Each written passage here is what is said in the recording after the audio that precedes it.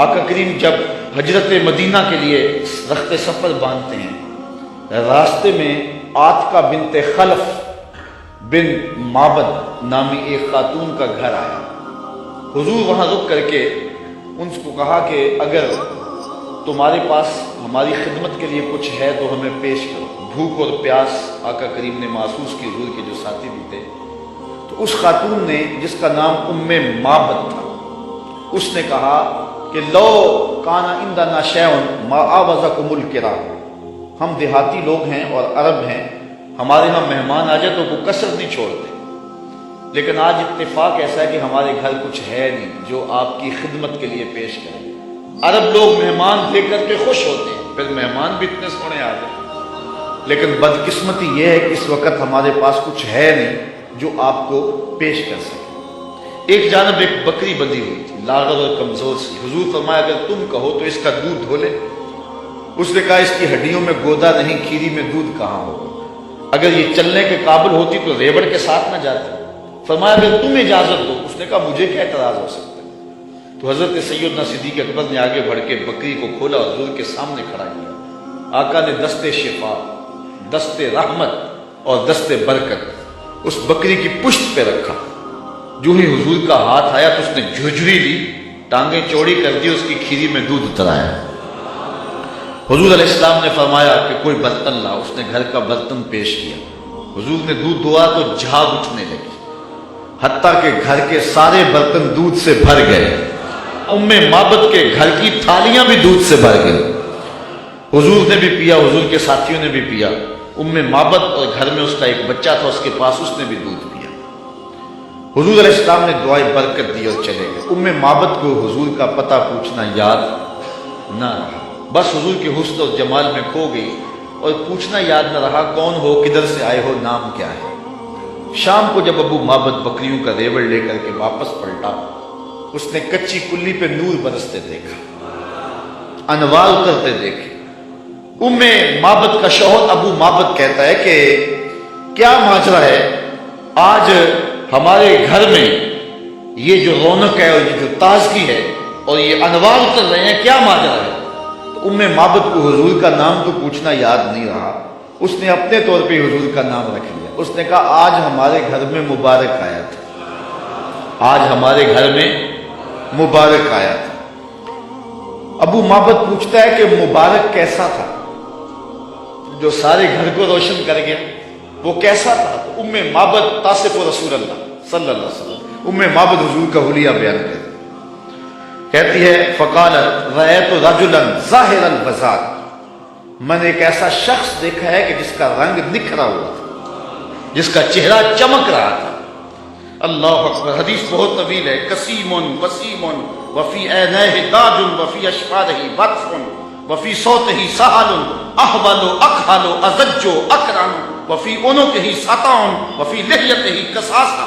کہا کیا بتاؤں، رنگ سونا تھا، ابرو ملے ہوئے تھے، پلکیں لمبی تھی، آنکھیں سرمگی تھی، گردن سراہی جیسی تھی، ہاتھ خوبصورت تھے، خاموش ہوتے تو پھر بھی بتا دو، لیکن میں معبد کا صرف ایک جملہ آپ کی نظر کرنا چاہ رہا ہوں۔ ہزارہا مصنفین، نثر نگار اور شعراء اور ادبا کے سارے ادب پارے اور ساری نثر نگاریاں اور ساری انصاف پردازیاں اس کے ان دو جملوں پہ قربان۔ معبد نے کیا کہا، میرے شوہر میں کیا بتاؤں کہ وہ مبارک کیسا تھا، میں کیا بتاؤں وہ مبارک کیسا تھا، بس اتنی بات سن لو۔ ابہى الناس وَأَجْمَلَهُ مِنْ بَعِيدٍ وَأَحْسَنَهُ مِنْ قَرِيبٍ، وہ اتنا سونا تھا جب کوئی اس کو دور سے دیکھتا تو سونا نظر آتا، قریب آ کے دیکھتا تو اور سونا نظر آتا۔ یہ دو جملے اس کے دیکھیے، دور سے کوئی دیکھے تو پھر بھی سونا، قریب آئے تو پھر بھی۔ کچھ لوگ دور سے بھلے لگتے ہیں، قریب آئے تو نقوش میں وہ کشش نہیں ہوتی ہے۔ کچھ لوگ قریب سے سونے، دور سے دھندلے ہو جاتے ہیں، لیکن کہا وہ اتنا سونا تھا، دور تھا پھر بھی سونا لگتا تھا، قریب آیا تو پھر بھی۔ اچھا یہاں اس نے حضور کی سیرت بھی بیان کی۔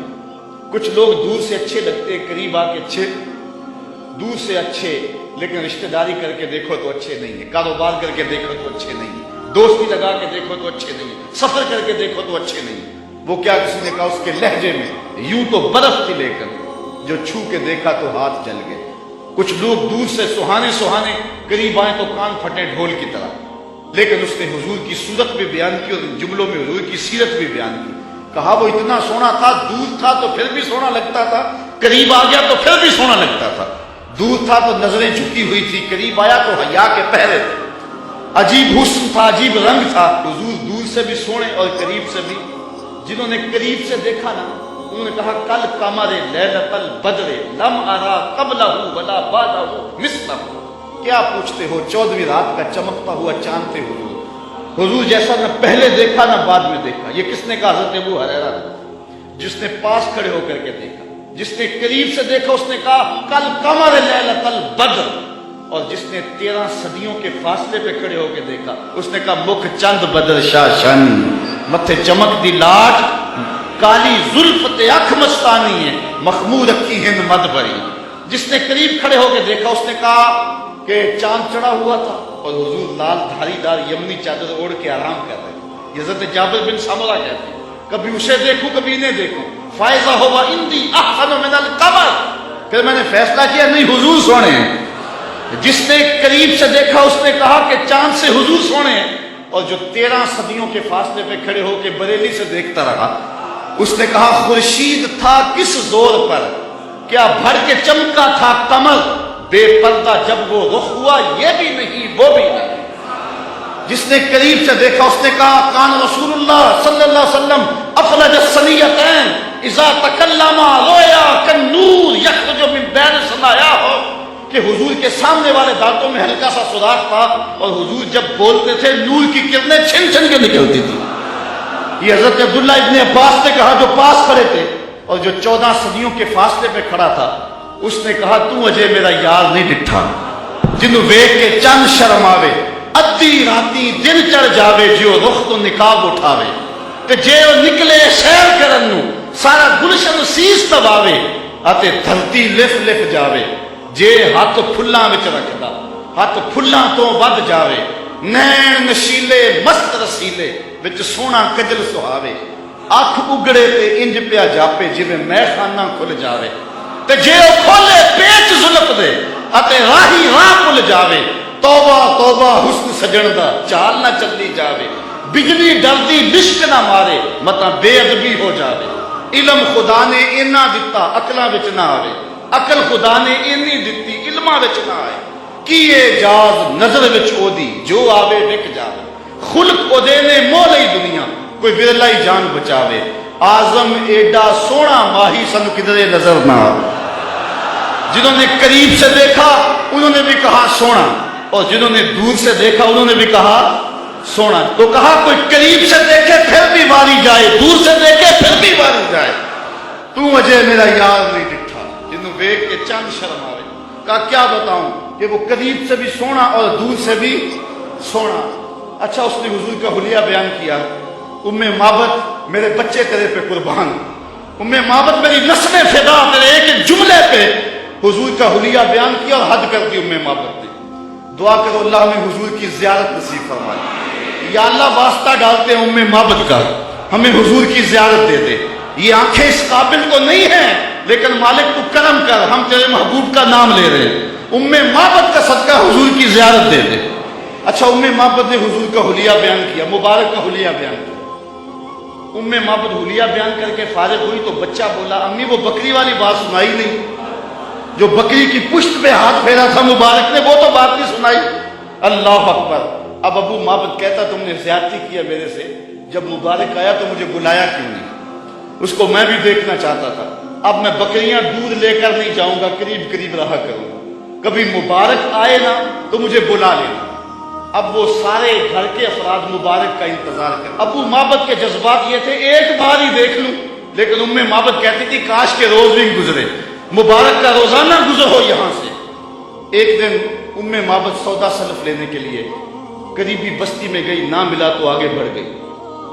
آگے شہر مدینہ میں جا پہنچی. سودا خرید رہی تھی، بچہ بھی ساتھ تھا کہ حضرت ابو بکر صدیق گزرے.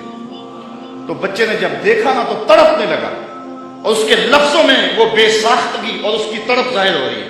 اس نے کہا یا امہ ان ھذا الرجل الذی کان مع المبارک امی اس دن جو مبارک کے ساتھ نہیں بندہ تھا یہ جا رہا ہے، سودا چھوڑا حضرت ابوبکر صدیق کے پیچھے اور پوچھتے ہیں مبارک کہاں ہے؟ تم تو مل گئے ہو، مبارک کدھر ہے؟ اب نام تو اپنے طور پہ رکھا ہوا تھا۔ حضرت ابوبکر صدیق فرمایا کس مبارک کو ڈھونڈ رہی ہو؟ کہا وہی جس نے بکری کی پشت پہ ہاتھ پھیرا تھا۔ کہا آؤ تمہیں مبارک کے ڈیرے پہ لے چلو۔ حضور صحن مسجد نبوی میں بیٹھے، جب بچے نے دیکھا تو پھر چیخا اور کہا امی وہ دیکھو مبارک بیٹھا ہوا۔ یہ حضور کے قدموں میں بیٹھ گئے اور برکت لوٹی۔ حضور نے اسلام دیا، انہوں نے قبول کیا، واپس پلٹے، گھر آئے۔ شام کو ابو معبد کے واپس آنے کا جب وقت ہوا نا تو ماں کہتی تھی بیٹے تو خاموش رہنا، میں بتاؤں گی تمہارے باپ کو۔ بیٹا کہتا نہیں امی، مبارک کے ساتھی کو میں نے دیکھا تھا اس لیے میں نے بتانا ابو کہ ہم مبارک کو دیکھ آئے ہیں۔ شام کو جب ابو معبد آیا نا یہ دونوں بتانے لگے، وہ پہلے بول پڑا، کہا گھر پھر چمک رہا ہے، مبارک پھر آیا تھا؟ انہوں نے کہا مبارک تو نہیں آیا، ہم اس کا ڈیرا دیکھ آئے ہیں۔ کہا کدھر رہتا ہے؟ کہا جسے دنیا محمد کہتی ہے وہی تو مبارک ہے۔ پھر اگلے دن ابو معبد بھی حضور کے قدموں میں بیٹھا ہوا تھا۔